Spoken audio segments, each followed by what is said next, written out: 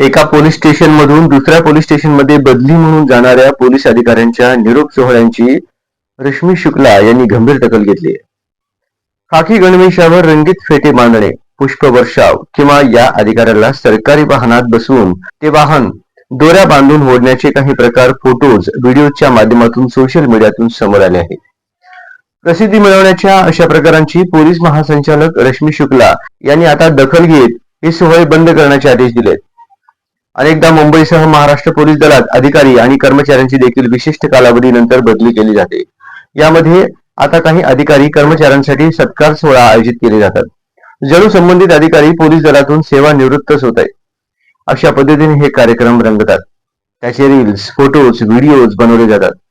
आपली प्रतिमा किती चांगली आहे हे भासवण्याचा त्यामागील उद्देश असतो. त्यासाठी रंगीत फेटे बांधणे, फुलांचा वर्षाव करणे आणि या अधिकाऱ्याचे सरकारी वाहन दोरी बांधून ओढत नेणे असे प्रकार दिसून आले आहेत. आता हे सोहळे थांबवण्याचे आदेश पोलीस महासंचालक रश्मी शुक्ला यांनी दिले आहेत.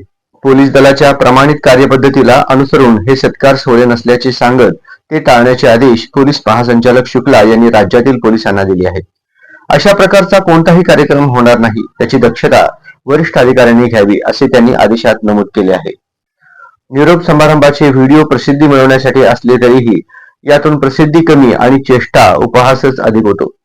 काही दिवसांपूर्वीच रश्मी शुक्ला यांनी पत्र लिहित जनतेचा पोलिसांवरील विश्वास कमी झाल्याची बाब कबूल केली होती. त्यानंतर मागच्या गोष्टी मागे सोडून देत आता तो पुन्हा नव्याने मिळवण्यासाठी प्रयत्न करणार असल्याचं त्या म्हणाल्या. सध्या संपूर्ण महाराष्ट्रातील प्रत्येक नागरिकाची सुरक्षितता सुनिश्चित करणे हे प्राधान्य आहे असेही त्यांनी म्हटलं.